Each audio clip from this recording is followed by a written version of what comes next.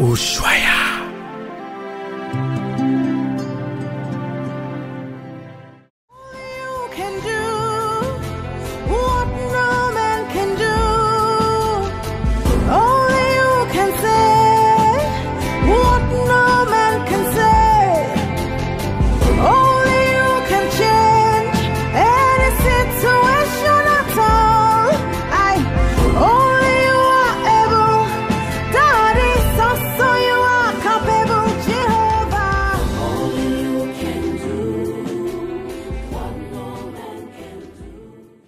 Bonjour à tous et bienvenue chez Canada S Online TV. Je suis votre présentatrice Brenda Chilanda Kapuku pour l'émission Lumière du Monde. Et aujourd'hui, on a un invité très spécial qui va nous parler du mariage, du fiançailles, de la préparation, qui est le pasteur Kambi. Il est présent avec nous et sans plus tarder, bonjour pasteur Kambi. Bonjour chère Brenda. Vous allez bien? Très bien par la grâce de Dieu. En tout cas, nous sommes très contents et honorés de vous recevoir aujourd'hui sur notre plateau. Merci beaucoup. Avant de commencer, de parler du sujet en question, j'aimerais savoir qui vous êtes, d'où vous venez et qu'est-ce que vous faites dans la vie. D'accord. Moi, je m'appelle Kambi Choukrani Jimarley. Je suis pasteur, je suis entrepreneur et je suis également travailleur. Donc, et je viens de la République démocratique du Congo et c'est une joie aussi d'être ici. Et je suis pasteur de Kambi Ministries. Présentement, nous avons une église en pleine implantation. Donc, c'est ça, en bref. Et également, je suis marié et père de 4 enfants. En tout cas, c'est vraiment génial. On vous donne tous les bonjours, que le Seigneur soit avec vous là où vous êtes. En tout cas, je voudrais savoir, ça fait combien de temps que vous êtes dans le service de Dieu? Combien de temps que vous prêchez en tant que pasteur ici à Montréal? D'accord. Moi, j'ai commencé ceci en tant que chrétien simple, mais c'est à partir de 2012 où j'ai pris l'engagement de servir l'Éternel. D'accord. À 2012, j'ai commencé par les services d'interprétation. Après cela, au fur et à mesure, après 1 an, c'est là où j'avais intégré le service de l'ancienne église, le service d'intercession, l'intercession des conducteurs de culte.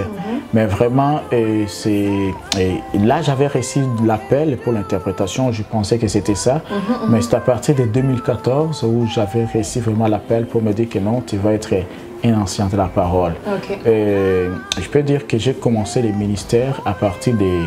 J'ai vraiment bien commencé à démarrer à partir de 2016. C'est là où j'ai commencé à être en tant que prédicateur laïque. J'ai continué jusqu'à ce qu'au moment où j'étais consacré comme pasteur et jusqu'à présent. Ah, mais c'est bien, c'est bien. Et je voudrais savoir aussi comment vous avez su que vous avez un appel en fait dans la parole. Parce que c'est vrai qu'au début, vous serviez comme interprète. Mais comment, qu'est-ce qui vous a vraiment fait comme le clic de savoir que non, je suis appelé à faire ça? D'accord. Parce que premièrement, d'abord, moi, ce qui concerne servir Dieu, je n'aimais pas. Je voulais juste aller dans l'église. Et après avoir allé dans l'église, que je puisse sortir, que je sois vraiment un inconnu. Mais il y a une fois, je me souviens, c'était en 2012, après mon mariage, c'était vers le mois de septembre, octobre, comme ça. Où j'étais vraiment dans l'église, à chaque fois on lançait des annonces pour dire qu'on a besoin d'un interprète. Mais ces jours-là, je m'étais senti, on me dit que non, lève-toi, vas-y faire cela, tu es capable. Et j'étais parti, c'est ce que j'ai fait. Ça, c'était vraiment en pleine révélation, en plein culte. En ce qui concerne, pour être appelé au ministère pastoral, c'est une révélation qui est venue de mon petit frère. C'est un petit frère, mais qui est un mentor également de la foi. Lui, il m'avait dit que non, et il m'avait d'abord posé la question. Dans ce que vous faites, vous voyez et qu'est-ce que vraiment vous êtes capable de faire? Moi, je l'avais dit que non. Moi, je me vois juste dans l'interprétation, peut-être dans l'évangélisation, peut-être. C'est ce que vous faisiez. Exactement. Puis, il m'avait dit que non. Moi, quand j'ai prié, j'étais pendant une période de jeûne de 21 jours. Dieu m'a dit qu'il vous a appelé à l'enseignement. Je dis qu'à l'enseignement? Waouh, c'est bon. Mais depuis qu'il m'avait révélé cela, c'est là où j'ai commencé à constater des changements. Mais ce n'est pas au moment où il m'avait dit ça que ça a changé. Donc, j'ai commencé à constater des changements. Et je me suis dit alors, qu'est-ce que je dois faire? Non, je me suis dit non, les enseignants font ça, Ok. C'est là où j'ai aimé d'abord mon appel.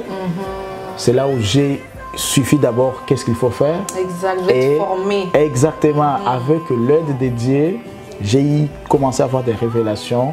Et jusqu'à ce que je me suis rendu compte réellement, c'est que l'homme de Dieu avait dit, c'est la vérité. Que Dieu soit loué. Amen. Je suis vraiment heureuse d'apprendre ça.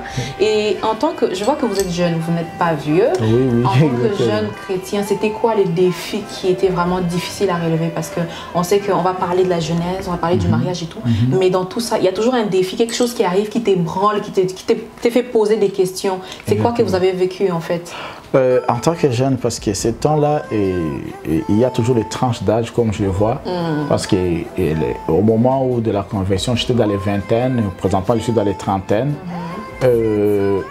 À cet âge-là, c'est ce qu'on voulait faire quelque chose comme la différence. Parce que dans cet âge, on sait que tout ce qu'on fait d'abord, c'est nouveau. Nous sommes les premiers à le faire. Alors qu'il y a ceux qui sont passés avant nous, qui ont fait cela, qui sont très très expérimentés pour cela. Exactement. Alors quand on croit que quelque chose est nouveau, on veut comme faire pour impressionner les gens. Mais avec le temps, je me suis rendu compte que non, Dieu ne marche pas ainsi. Amen. Ne marche pas ainsi. Mais avec le temps, c'est sûr qu'au début c'était un peu compliqué parce que il y avait beaucoup de défis à relever, d'abord au niveau de la connaissance, et souvent peut-être la parole, on l'interprétait mal, la mauvaise compréhension des Écritures, et souvent on interprète ce que l'autre a dit, mais sans toutefois vraiment vérifier est-ce que c'est ça la vérité. Mais avec le temps, lorsque je me suis dit que non, je dois, parce que moi je m'étais dit, je dois recommencer à zéro. J'ai recommencé à zéro dans la Bible, lire, comprendre d'abord de moi-même, comprendre d'abord de ce que le Saint-Esprit va me parler. Amen. Et c'est là où j'ai commencé à constater la différence. Je me suis dit, waouh, je suis particulier. Mais je n'étais pas particulier comme moi je le voulais. J'étais particulier d'abord en état... Un enfant. Un enfant d'abord au pied du maître. Ça c'est intéressant. En tout cas, maintenant on va rentrer dans le vif du sujet. On va parler du mariage, de la préparation, mais avant ça, on va parler du fiançailles, puisque le fiançailles ramène au mariage. Exactement. Donc je voudrais savoir c'est quoi le fiançailles? C'est quoi les fiançailles? Wow, ça c'est très intéressant. Alors, j'aimerais d'abord parler parce que quelque chose que nous devons savoir. Le mariage, moi je l'ai défini comme étant l'étape pour arriver au mariage, je l'ai défini comme étant l'étape à 3 processus. Exact. Premièrement, il y a le premier processus, c'est le processus de fréquentation. De fréquentation, après les fréquentations, il y a ce que j'appelle les fiançailles, il y a ce que j'appelle le mariage. Vous allez me demander comment, c'est quoi la différence? Exactement, je voudrais savoir entre les différences. Les fréquentations, il y a d'abord les fréquentations à 3 niveaux. Les fréquentations d'abord, je dis au niveau initial, c'est les prises de contact qu'on fait, donc une prise de contact entre le garçon et la fille. Là, on ne se connaît pas, mais c'est juste un contact aussi. Bonjour Marcel. On essaie de se connaître. Comment allez-vous? Tel, comment mon frère? Tout c'est une prise de contact. Mais cette prise de contact est très importante parce que souvent, elle peut marquer la destinée telle qu'elle peut marquer la rupture. Après cette fréquentation, cette première partie, la deuxième partie, j'appelle la partie de la fixation. Là, on commence donc à se découvrir, on commence à connaître qui est l'autre. On commence aussi à comprendre ce que la personne veut, ce qu'elle ne veut pas. On commence à se fixer les règles. On se dit, ok, moi, on a pris le contact, mais écoutez, moi je suis tel, j'aime ça, je n'aime pas ça. Placer des limites en fait. Exactement. Après la période de fixation, c'est là où il y a la période de détermination. Là, on se détermine, on se dit, ok, donc nous sommes fréquentés, mais là, alors, on va passer à l'étape supérieure. Alors, ça, cette étape, l'étape de fréquentation, je dis que ce sont des fiancés qui sont implicite parce que c'est comme personne qui vous connaît, ce n'est pas officiel, c'est officiel. Vous cachez encore. Exactement. Hein? Les parents savent pas, exactement. les frères à l'église. Exactement. Même si quelqu'un vous découvre, vous dites que non, c'est juste un ami. Oh, mais non, c'est juste un ami. Mais après cela, la période officielle, on se dit que non, on va passer aux choses sérieuses. C'est là où il y a alors des fiançailles. Alors, c'est quoi la différence entre la première étape, le premier processus et la deuxième? C'est 2 différences. C'est d'abord les choix et les décisions. Parce que là, on fait les choix. Et après, on se dit, ok, je décide d'abord au premier niveau. Je décide, mais ce n'est pas une décision qui soit définitive. Alors, parce qu'on se dit que j'ai fait les choix, est-ce que vraiment nous sommes fréquentés, la personne, elle me convient? Est-ce qu'elle me plaît? Est-ce que c'est quoi? On se demande beaucoup de questions. Mais ces questions doivent nous aider à ce que nous puissions vraiment faire les choix. Exactement, exactement. Juste pour pas vous couper, j'entends souvent les gens ils disent autant mieux briser plusieurs fiançailles qu'un mariage. Est-ce que c'est dans ce temps-là que si ça marche pas, frère, tu t'en vas de ton côté et moi ma soeur je reste de mon côté, ou bien c'est plus tard ou bien c'est plus tôt? Exactement, et ça, quelquefois, les gens peuvent avoir raison. Pourquoi? Parce que je peux dire que les fiançailles, c'est le début ou l'entrée du boulevard vers la destinée. Tandis que le mariage, c'est le choix de la destinée. Amen. Parce que les fiançailles, c'est sûr que si ça ne marchait pas, on peut se dire non, ça ne marche pas, c'est mieux. Mais ce n'est pas aussi la raison de briser plusieurs fiançailles. Parce que souvent, le problème, la confusion que les gens font, c'est comment? Il y a des fois, les gens se disent que nous sommes en fiançailles, donc nous sommes considérés comme étant des futurs conjoints.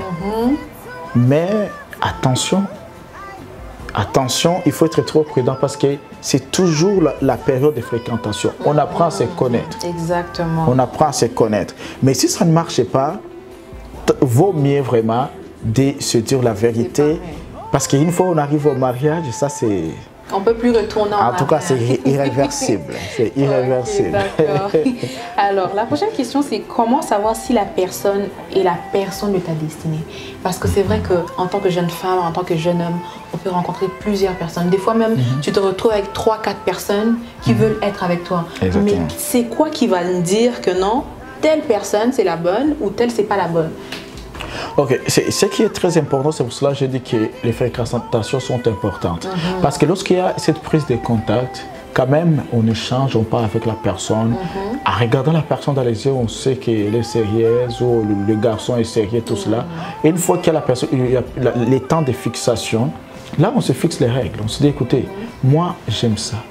Moi, peut-être, si vraiment je vous ai fréquenté, c'est parce que je vais me marier avec vous. Et l'autre peut dire, non, moi, c'est parce que peut-être je vais vous connaître encore. Il y a d'autres qui disent, je vais vous connaître. Ok. Là, tu vas la demander à la personne, tu vas me connaître comment? Ça, c'est la question qu'il faut. Tu vas me connaître comment? Non, je vais te connaître tes habitudes. Ok, mes habitudes, il faut être clair. Okay, écoutez, dans mes habitudes, moi, j'aime peut-être beaucoup dépenser. Ok, dans mes habitudes, moi, j'aime l'homme qui doit cuisiner pour moi. Dans mes habitudes, j'aime ça. Alors, vous, en tant qu'homme, vous dites que non. Écoutez, moi, dans mes règles, non. Si c'est cuisiner, on peut les faire en deux. Si ce sont des dépenses, on peut nous partager. Donc, ça permet à ce que vous puissiez vraiment vous fixer les règles. Et connaître aussi la personne en face de toi, comment elle réagit à certaines choses. Exactement. Mais est-ce que pendant ces temps-là, tu peux fréquenter 2-3 personnes où vous échangez de cette manière-là, ou c'est juste dire, ok, je fréquente celle-là, si ça ne marche pas, je vais aller avec l'autre personne, si ça ne marche pas, je vais changer encore. Ça, c'est ce que je veux savoir. Il faut vraiment qu'on soit clair, parce qu'il y a nos soeurs, nos frères qui nous écoutent là, ils doivent savoir comment se préparer en fait.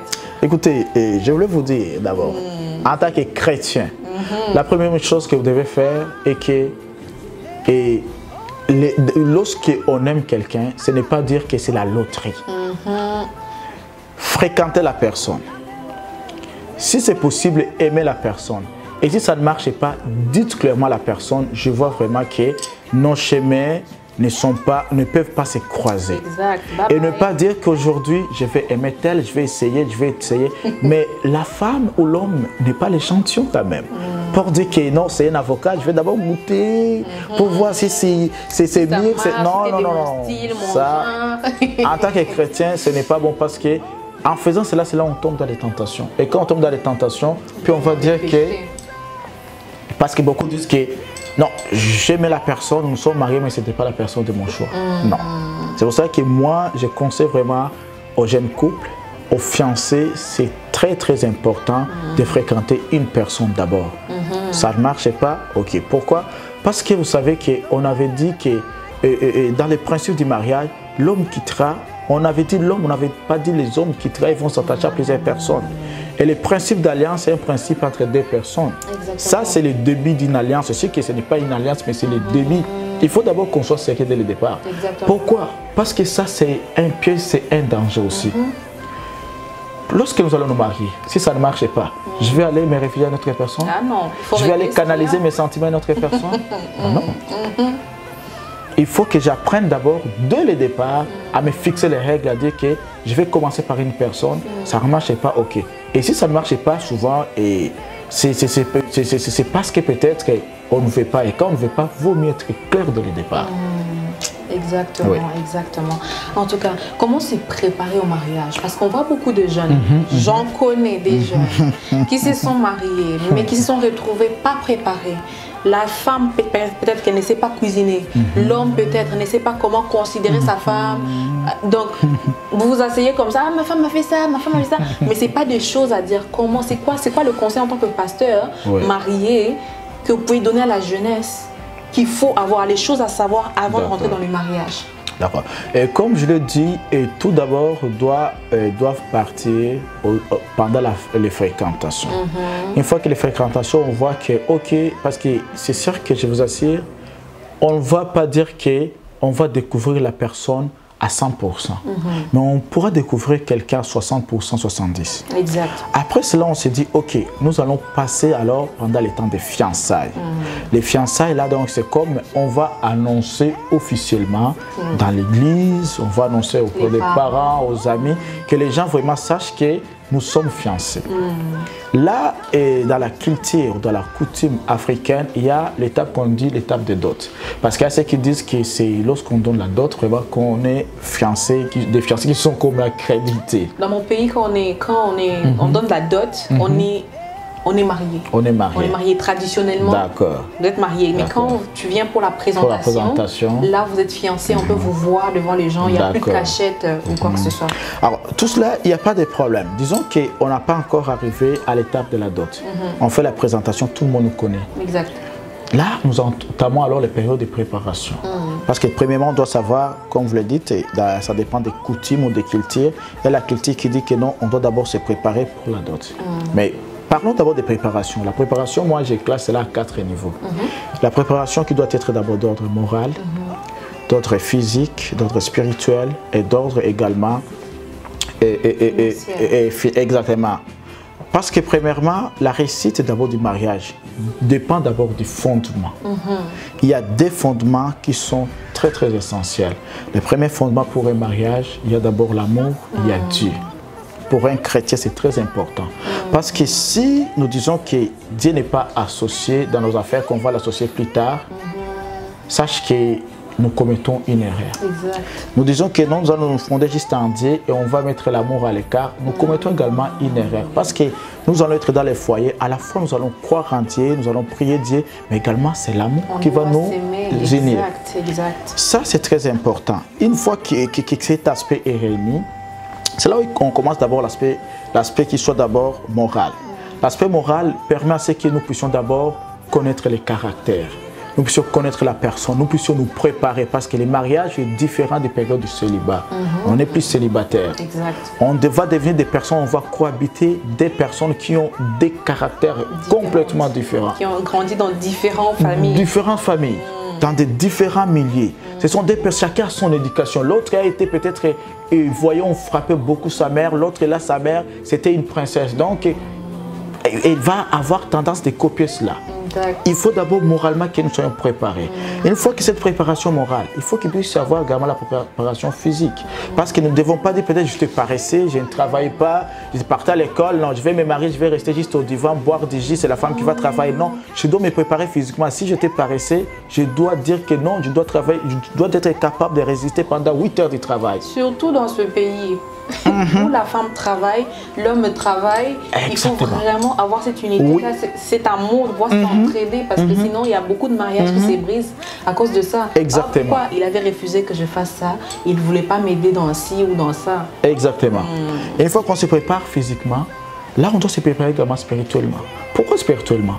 Spirituellement, ça nous permet de ne pas tomber dans des bêtises, dans des erreurs. Parce qu'il y a des gens qui croient que pendant les fiançailles, c'est le temps alors de se voir comme on veut, de se méconduire, de faire tout ce qu'on veut. On dit que non, de toute façon, il faut que je te connaisse avant le mariage. Non.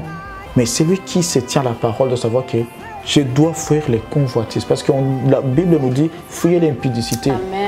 Et nous devons savoir que toute relation, avant le mariage, c'est une relation considérée bibliquement comme illicite. Péché, exact. Et si nous préparons alors spirituellement, c'est là où nous devons nous préparer financièrement. Parce que le mariage exige beaucoup de ressources financières. Il y a des dépenses avant le mariage, des dépenses pendant les mariages et des dépenses après les mariages. Exact. Et toutes ces dépenses, ce ne sont pas des dépenses de $100, de 200, de 300. Ce sont des dépenses de 1000, 2000 et 2000 dollars. Alors, une fois qu'on est préparé à cela, c'est là où on doit être...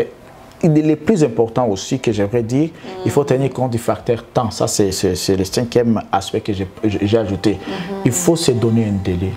Se dire que peut-être moi, écoutez, nous nous aimons, dans la période de fixation, nous allons prendre peut-être 2 ans ou 3 ans. Ok, 3 ans, comment est-ce que nous allons faire?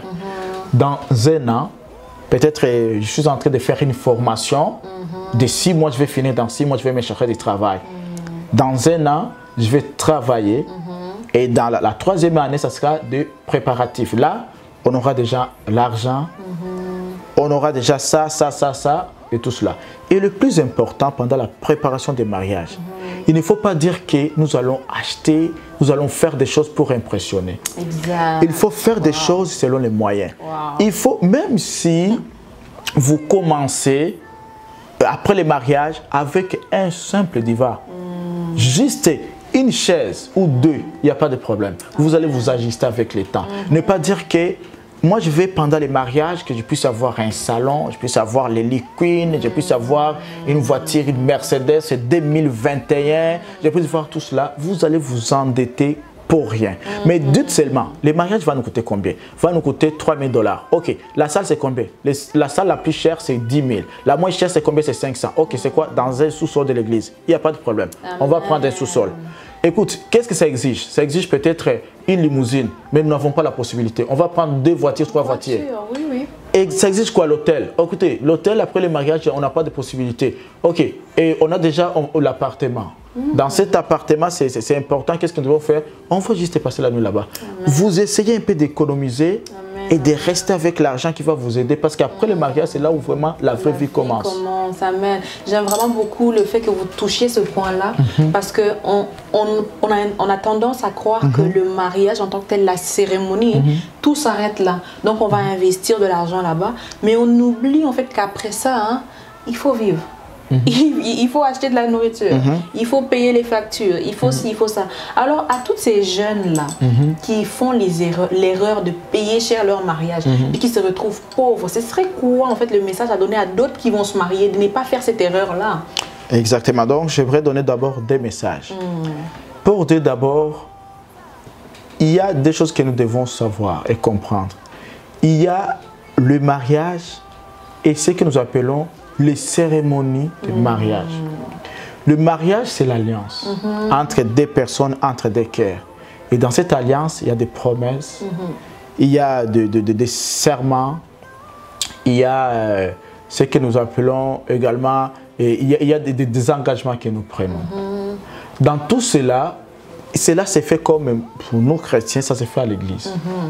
Et si ça ne se fait pas même à l'église, dans d'autres coutumes, cultures comme africaines, il y a des coutumes ou des cultures, on dit que la dot, c'est considéré comme le mariage.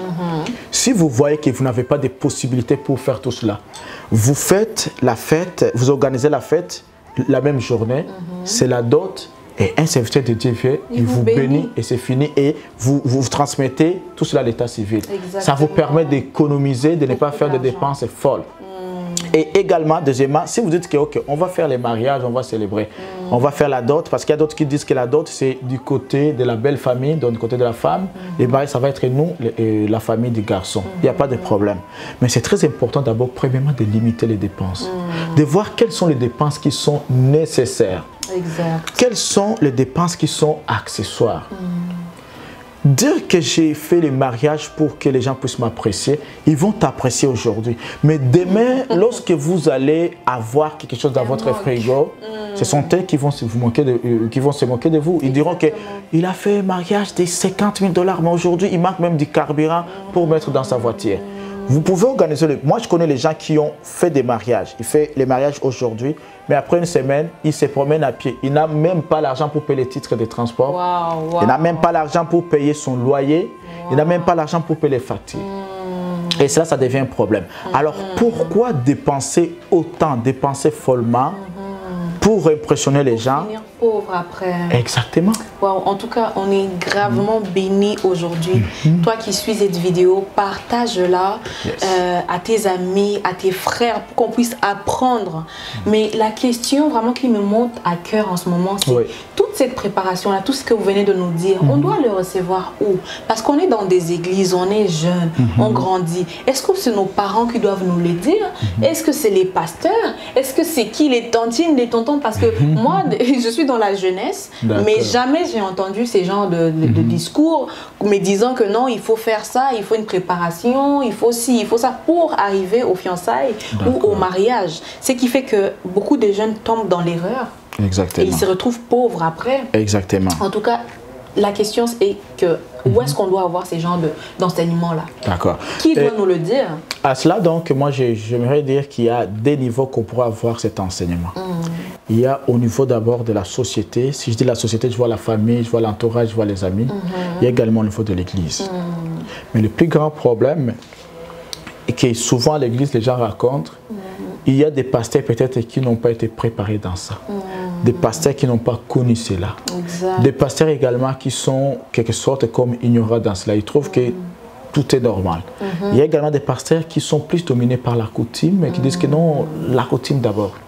Mais surtout dans l'église, je ne sais pas comment, la manière dont chaque église est structurée, mais moi, dans ma structure à moi, dans l'église, il y a le pasteur principal. Il a ses obligations, ses attributions. Il y a ce qu'on appelle le ministère ou le département de la jeunesse. Exact. Le département de la jeunesse, ce n'est pas juste l'évangélisation. Ce n'est pas juste peut-être des fêtes, ce n'est pas quoi que ce soit, mais le département de la jeunesse, c'est toucher à toutes les questions qui soient sociales, qui soient financières, qui soient morales. Et quand on parle de morale, c'est là où on voit le mariage. Il doit y en avoir vraiment les responsables et souvent organiser des ateliers, des conférences. Non pas juste inviter les jeunes, inviter des papas, des parents pour venir animer. L'expérience. Et surtout ne pas inviter pas n'importe quelle personne. Il faut inviter par thème, par sujet. On se dit par exemple, aujourd'hui, on va inviter 3 personnes. La première personne va parler sur les mariages.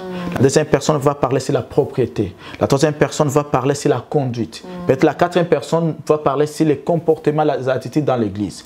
Ça permet de diversifier le sujet et aussi et surtout d'accorder aux gens qui suivent le temps de poser les questions. C'est très important. Parce que vous faites parler, c'est bon d'exposer, mais c'est mieux également de permettre à la personne de poser des questions. Exactement. Alors, au niveau de la société, la famille doit jouer un grand rôle.